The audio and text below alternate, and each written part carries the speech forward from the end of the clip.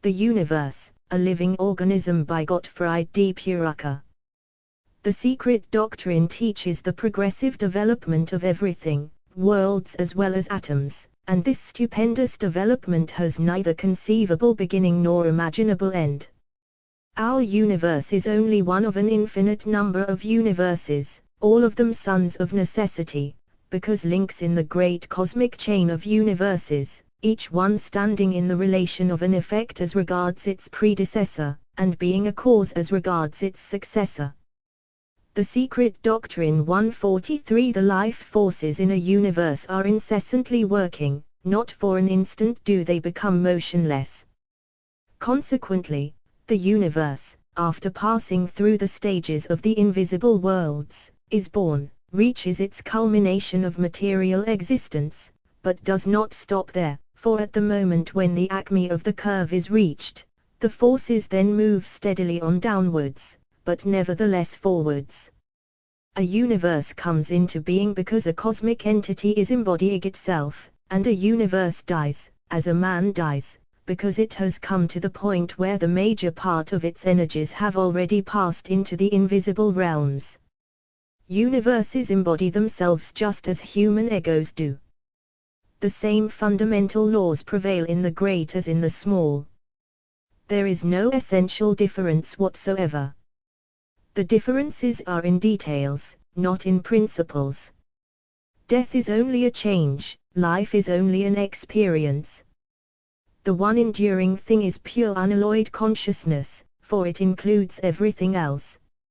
Men commonly think that they grow to maturity and then stop growing, remain mature for a while and then begin to decline. There is no such stopping time. The forces composing the man, and making the man a being, are moving constantly along the same road which brought the child to birth, which brought the child to adulthood, and which carries the adult to death. From the instant when culmination of a man's faculties and powers in any one life is reached, decay begins, this decay simply meaning that the inner man is already beginning to make his way and his new body in the invisible worlds. Man is at home on many planes. He is at home, in fact, everywhere.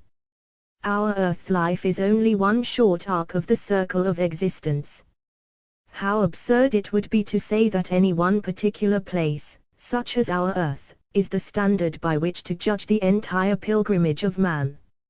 So too the embodiment and growth of a universe, as well as its culmination and decay followed by its death, are caused by the cosmic entities coming out from the invisible spheres into these material realms, embodying itself in the substances thereof and thus building up a material universe, and then passing on, and when the passing on approaches its completion, the universe is in its stages of dissolution.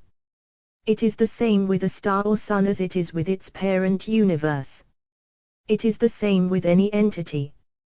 Life is endless, has neither beginning nor end, and a universe is in no wise different in essentials from a man. How could it be, since man merely exemplifies what the universe embodies as the primary law? The man is the part, the universe is the whole. Look up into the violet dome of night. Consider the stars and the planets, every one of them is a life atom in the cosmic body, every one of them is the organized dwelling place of a multitude of smaller life atoms which build up the brilliant bodies we see. Moreover, every sparkling sun which begems the skies was at one time a man, or a being equivalent to a human, possessing in some degree self-consciousness, intellectual power, conscience and spiritual vision, as well as a body. And the planets and the myriads of entities on the planets encircling any such cosmic god, any such star or sun, are now the same entities who in far bygone cosmic Mavataras were the life atoms of that entity.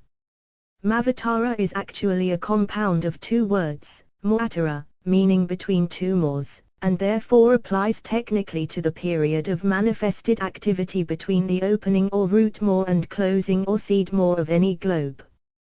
By extension of the idea it has come to have the general significance of the life term of any egg of Brahma, world egg, whether planetary, solar or galactic. More thus stands for the entities collectively which appear at the beginning of manifestation, and from which everything is derived. Through the ages they trailed along behind, all learning and progressing. But farther along the evolutionary pathway, as their leader, was their parent, the source of their being.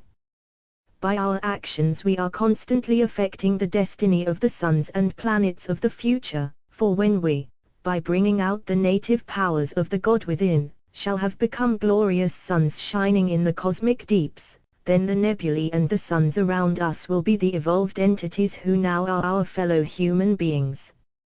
Consequently, the karmic relations that we have with each other on Earth or on other globes of our planetary chain, or elsewhere, will most assuredly affect their destiny as well as our own. Yes, each one of us, in far distant eons of the future, is going to be a sun, resplendent in the spaces of space. And this will be when we shall have evolved forth the divinity in the core of our being, and when that divinity in its turn shall have proceeded to still greater heights. Beyond the sun there are other suns, so high that to us they are invisible, suns of which our own sun is a divine attendant. The Milky Way, a complete and self-contained universe, is, aggregatively, but one cosmic cell in the body of some supercosmic entity, which in turn is but one of an infinitude of others like itself. The great contains the small, the greater contains the great. Everything lives for and unto everything else.